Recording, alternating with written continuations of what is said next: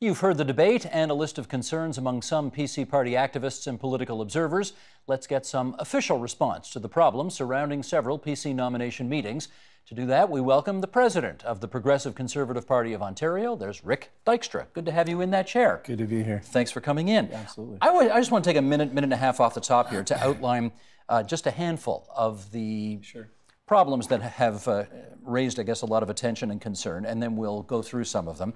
Sheldon, if you would, let's bring these up. Here are some nomination allegations, starting with Ottawa West Nepean, where apparently 28 more ballots were cast than people signed up. The winner was a candidate named Karma McGregor. Her daughter works in PC leader Patrick Brown's office. In the riding of Richmond Hill, the voting ended in a tie, and the riding association president broke the tie and chose the winner.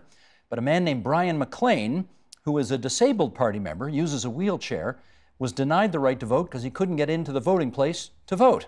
And he says he would have voted for the other candidate, who ultimately came second. In Hamilton West Ancaster Dundas, two losing candidates are both charging irregularities with the voting process, and both are suing the PC party. And in Scarborough Centre, we have a list of, quote unquote, a loss of confidence in Patrick Brown as leader, unhappiness with sex ed, the carbon tax, nomination meeting irregularities, 3/4 of the board has resigned, and the police were brought in to deal with a major overcrowding at the nomination meeting process. And we have this quote here from a former Conservative cabinet minister, Marilyn Mashinsky, about that situation.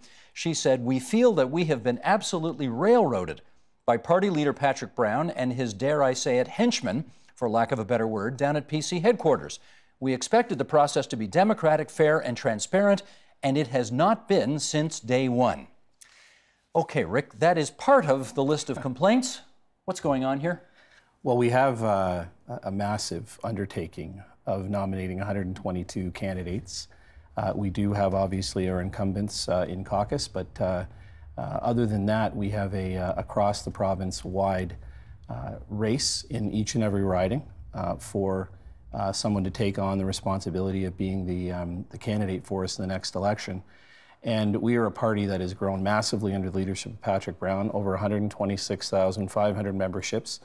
And you can well imagine that with the unpopularity of the current government, there is a very strong possibility, and if we can push it hard, obviously, to form government after June 8th of 2018. Therefore, we have some very, very hotly contested nominations across the province. All that having been said, well, I hear you on that, but all that having been said, you're a former member of Parliament. I mean, you've been through this yourself, nomination races and so on. Does it not feel to you like what you're seeing this time around goes above and beyond the normal shenanigans? Well, I think that every opportunity that anyone has when there's a contested nomination or an event where there is going to be a winner, there is going to be some benefits to that process, and there's going to be some difficulties to that process. We've had well over 80 nominations already take place in the province of Ontario. You identified 4 or 5, which would tell you that for the most part, this process has gone extremely well. No, but you know the list is much longer. I just picked a handful. The list has got... It's not actually not that much longer. There are definitely ridings upon which we have had issues to deal with, and we still will have issues to deal with in terms of working through those. But over and above everything else, we've had well over 80 nominations take place, and we've had almost all of them turn out to be not only excellent candidates who are now going to be running for us the next election, but a process which has advanced each one of those ridings in terms of the number of people that belong to the party. Well, allegations have been made, so I think it's only fair I give you a right to comment on some of these allegations, and you can tell us whatever you feel about them. The leader insists he does not put his thumb on the scale for any candidates, that local riding associations are free to pick whomever they want. But it has been noticed that somebody who works in Patrick Brown's office, her mother, ended up becoming the candidate in Ottawa, in an Ottawa area riding. Question, did Patrick Brown use his good offices to help Karma McGregor win? No, that's not the case at all. Patrick has said from the very beginning when he ran for leader that for as close to perfection as possible, we would have contested nominations where those who would want to run could, and we would do our best to make and ensure that those races were going to be as well thought out and as well set up as possible. Have there been issues that we've had to deal with? Have there been mistakes made? Yes. But I think at the end of the day, the process that we undertook in terms of our review and how we were going to deal with those issues was not only well thought out, but it has turned into you know, certainly an experience where we feel we've improved the process over the last number of months. So how do you account for 28 more votes than those who signed up to vote? Look, the important piece of all of this, and we could go on and review a particular riding nomination ad nauseum, because I can tell you the minute you change the decision or move in a different direction, those that were successful are going to protest, and it could go on forever. Okay, One of the pieces to that I think needs to be added here is that after review of all of the nominations that took place up to that point, there was a determination that those candidates themselves would be signed off by the leader and would indeed be our candidates. Yes, and he has in fact done that. The riding of Richmond Hill. My question is, do you have an illegitimate candidate there? Sheldon, put the picture up if you would. Here's Brian McLean. Now, Brian showed up to vote in a building which ultimately turned out to be not wheelchair accessible, and he would have voted for not the candidate that the Riding Association president picked, but in fact the other candidate. Do you have an illegitimate candidate who, if the building had been wheelchair accessible, would not today be your candidate? Well, we identified at the vote that there would be every opportunity given to those who couldn't get into the building to be able to vote. There is certainly now a review that we've taken place, that we've undertaken in terms of every single facility that we have now. Obviously is going to address that issue, and we are currently trying to work through with him how that occurred and what transpired, but we have a great candidate in Richmond Hill, and the leader is signed off on. The Hamilton West Ancaster Dundas meeting. Two of the losing candidates there are suing you. Right. Why? Well, for I guess the same reasons. They believe that they should have been the winner. They both in their affidavits have indicated that they were should have been the successful candidates. Sour grapes, is that what you think it is? Well, look, at the end of the day, review took place. I repeat that what transpired and what the decision was to go with Ben Levitt as our candidate. Strong young man, will be a great candidate for us, and the leader determined that that was the direction we needed to move in. In the last discussion we just held before you came on, it was alleged that the PC Party of Ontario is spending $100,000 in legal fees in order to prevent being made public a tape that one of the losing candidates, Vikram Singh, made with officials in the leader's office. Can you tell us why? Look, I'm not going to get into the details of a court case that is still underway. So it wouldn't be right for me to you know, either pass judgment or comment on and speculate on what may or may not have happened. When the Premier of Ontario uses that line in relation to Sudbury, you guys give her an awful hard time over it. Are we right to give you a hard time for using the same line? Well, I think if you didn't want to question me on this and have me here, you wouldn't. Of course you want to ask me these questions, I understand. Is there, but I mean, can you go any further than... I'd rather be here than in Sudbury on the stand, let's put it that way, Stephen. Is she on trial in Sudbury, Rick? She's witnessing as a witness, as I understand. Your leader did not say that, for what it's worth. You can't help us anymore on the issue of why the party doesn't want that tape being made public? No, I think I've commented on it. I don't think you'd want to have either of us being further involved in a court case because we speculated or, you know, decided to discuss something that was before the courts. Watch that monitor right over there. I'm going to show you an evening you're well familiar with because I think your son was one of the people there. Here's the Scarborough Centre fracas. Roll it, please, Sheldon. Outside!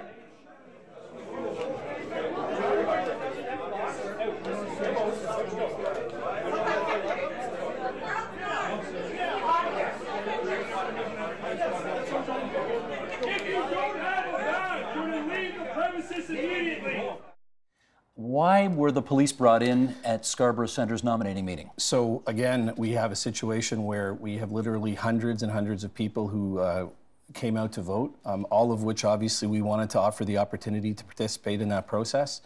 One of the employees who was assisting with the running of the hall that evening indicated that there was a cutoff date, a cutoff time for us to not use the facility anymore.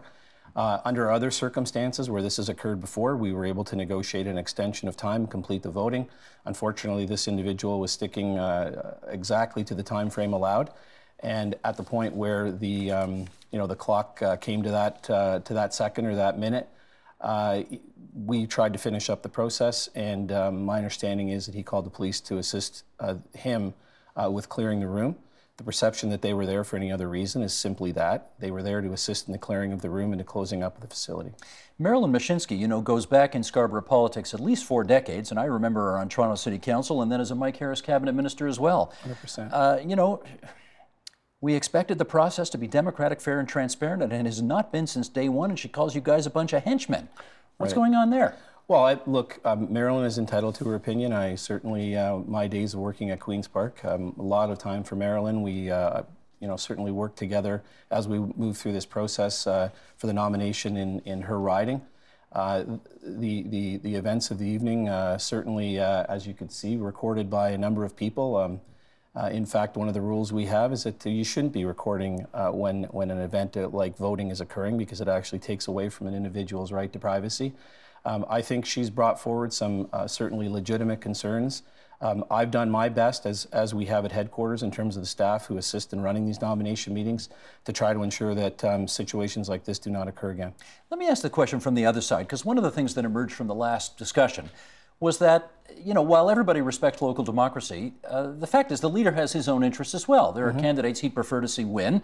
There are people he's known for a long time, has a lot of confidence in, and would naturally want to see them be victorious over others. Why can't leaders just come out and say, you know what? I'm the leader. I'm going to be carrying the can for most of you. That's the person I actually want.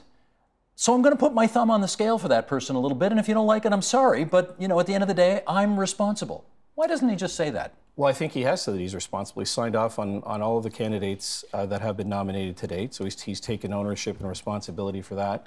I think the other part of this is the flip side. If that's exactly what a particular leader has done. In fact, it has happened where leaders make decisions and other parties sort of have numbers attached that the leader's allowed to appoint. And, you know, the discussion then is about, well, why is the leader being so heavy-handed in determining who's going to run in particular ridings? And, you know, why isn't there a fair and democratic process put forward? In all of the three you know, sort of parties, leading parties, if you will, in the legislature, they all have one abundant and clear rule, and that is, at the end of the day, the leader is responsible for the sign-off of a particular candidate. Some parties allow for the appointment of candidates. Other parties suggest or have within their constitution that it's going to be a nomination process that takes place in a local riding. I think there's two sides to this coin, this argument. It's been going on for the last, perhaps since we had nomination meetings in this country or in any of our provinces, where on the one hand you could say the leader can appoint, why shouldn't he? And on the other hand, well, shouldn't we be having a process that would suggest that nominations are run so that an individual can win in a particular riding? Is it impossible to resolve that issue? Well, I think it's, no, I don't. I don't think it's impossible. I think it's impossible to stop the discussion about each one of those processes. Okay. Should I spend any time asking you about the leaders being on the receiving end of a lawsuit from Kathleen Wynne for libel, or are you going to give me the same answer you gave me last time? Look, I think... Did he libel her? No, he didn't. And what I think the process obviously shows from the government and from the Liberal Party of Ontario is there a grave and great concern around what's happening with respect to the trial in Sudbury, and obviously what's going to happen with the trial in respect to the gas plants. And look, do they come out and react very, very quickly? Yeah, they have in a couple of circumstances, and I think part of the problem is they understand how grave their situation is, and this is one way that they've made a determination that they're going to respond. So he does not intend to apologize? He does not intend to apologize. He's a lawyer, Patrick Brown, the leader of the party. Did he really believe that she was on trial in Sudbury as Well, look, I think the best person to speak to about that is Patrick, and allow him to respond, Stephen, to exactly what he meant when he was in that scrum and responding to reporters. Okay. Let me make sure we save some time for some other things here. How do you like we're 9 months away from the next election. Right. How do you like your position as a party right now? I would say that we are in as good a position as we could be. We've gone through a massive undertaking in terms of a policy review. We are going to meet on November 24th and 25th to see what the party's policy is going to be. We have well over 100 resolutions that have been brought forward by our policy advisory committees that are co-chaired by private individuals and by caucus members. We have gone through a massive exercise with forontario.ca in terms of allowing and hoping that everyone who would like to participate in the policy process has. We're prepared there. We have well over 80 candidates nominated in the province. We're far, far ahead of any of the other two parties. In terms of the races, we have close to 130,000 members that have belonged to this party. We have a caucus and a leader who are keeping this government in check on a daily basis. We are preparing from a campaign perspective under the leadership of Campaign Chair Waleed Solomon and Andrew Boddington, our campaign manager, in terms of being prepared for June 7th and June 8th. I think we're in as good a shape as we could be, and we've got 9 more months to prepare. Let me challenge we will be ready. Let me challenge that a little bit. And before doing so, I'm surprised you were going to do that. In the interest of full disclosure, since you mentioned the policy process that your party is undergoing, I want to say in the interest of full disclosure, my wife has been part of that process. She's helped write the health policy for the PCs going into the next election. But here's the thing. I mean, the Liberals have been in power for 14 years, and goodness knows there are a lot of barnacles attached to that ship of state. I mean, they have had one scandal after another. I'm not breaking any news here. Everybody knows all about it. And in the last public opinion poll, which admittedly is a snapshot of what people thought yesterday, no indication of what they'll think tomorrow, you guys were barely ahead. I mean, you're ahead by, depending on which poll you like, anywhere from 5 to 8 points. Right. Shouldn't you be much further ahead if they're that unpopular? Well, you'd like every poll to show you 20 or 25 points ahead, and you could, sit back and enjoy the ride and take on government.